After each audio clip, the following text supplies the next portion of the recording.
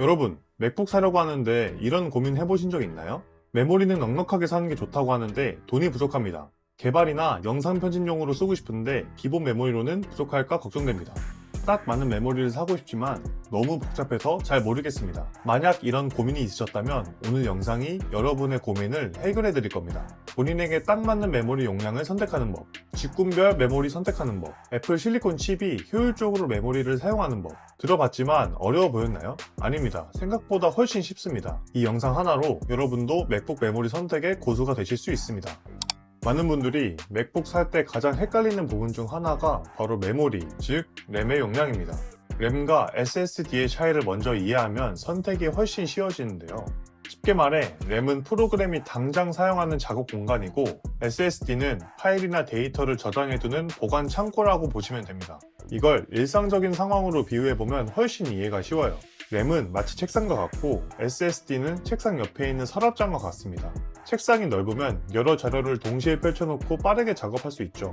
하지만 책상이 좁으면 서랍을 계속 열었다 닫았다 하면서 자료를 꺼내야 되니까 당연히 작업 속도도 느려지고 효율도 떨어지게 됩니다.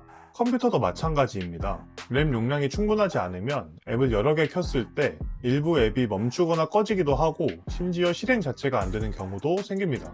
영상 편집 프로그램처럼 무거운 앱을 사용할 때는 작업이 중단되거나 메모리 부족이라는 경고 메시지가 뜨기도 합니다.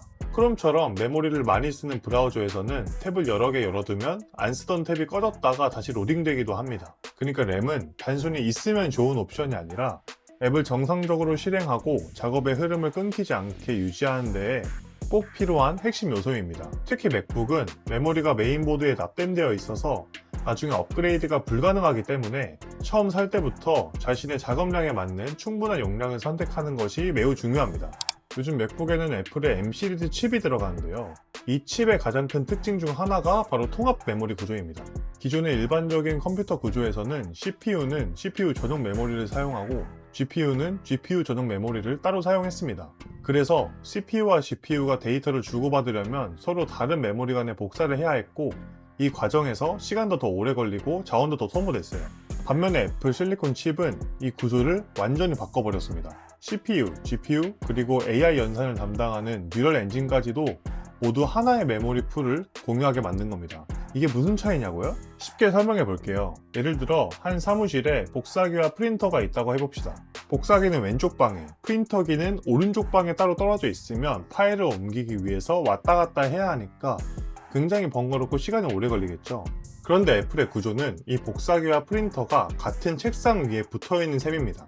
파일을 옮길 필요 없이 바로 옆에서 함께 사용하는 구조이기 때문에 작업 속도가 훨씬 빨라집니다. 이 덕분에 데이터 복사 속도가 크게 줄고 메모리에 접근하는 시간도 짧아져서 AI 작업이나 영상 편집, 3D 작업 같은 고사양 작업에서도 훨씬 더 유리한 성능을 보여줍니다. 그리고 애플이 최신 맥북 모델의 기본 메모리를 8기가에서 16기가로 올렸는데요. 최근에 애플 인텔리전스처럼 AI 관련 기능이 본격적으로 들어오기 시작하면서 메모리를 꽤나 잡아먹기 때문에 16기가로 올렸습니다. 그래서 사용자가 실제로 활용할 수 있는 메모리 공간은 기존 8기가랑 비슷하다고 생각하시면 됩니다. 그래서 도대체 맥북 메모리를 몇 기가바이트로 사야 할까요? 그건 어떤 작업을 주로 하느냐에 따라서 필요한 용량이 크게 달라지는데요. 딱 정리해드리겠습니다. 웹서핑이나 문서 작업을 주로 하고 가끔 사진이나 가벼운 영상 편집 정도만 하는 일반적인 사용자의 경우에는 메모리 업그레이드 없이도 충분합니다. 하지만 코딩을 하거나 포토샵, 영상 편집 프로그램을 사용하고 동시에 여러 앱을 한꺼번에 실행해서 작업하는 경우라면 최소 24GB 정도는 되어야 더 안정적이고 쾌적하게 쓸 수 있어요.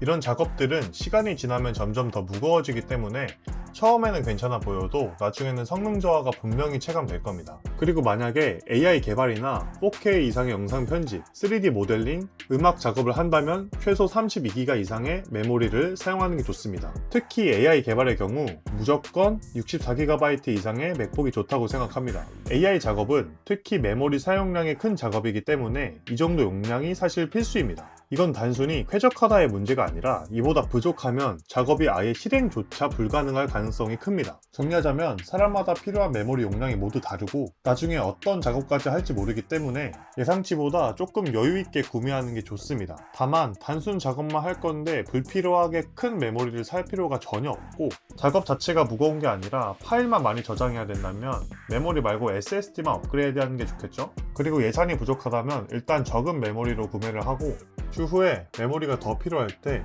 기존의 맥북은 당근하고 더 큰 메모리의 맥북을 구매하는 것도 전략입니다. 맥북은 중고 감가가 별로 안 되는 게 장점이니까요. 이 영상이 여러분의 맥북 사양 선택에 도움이 되셨다면 좋아요와 구독 부탁드립니다. 영상 시청해주셔서 감사합니다. 좋은 하루 되세요.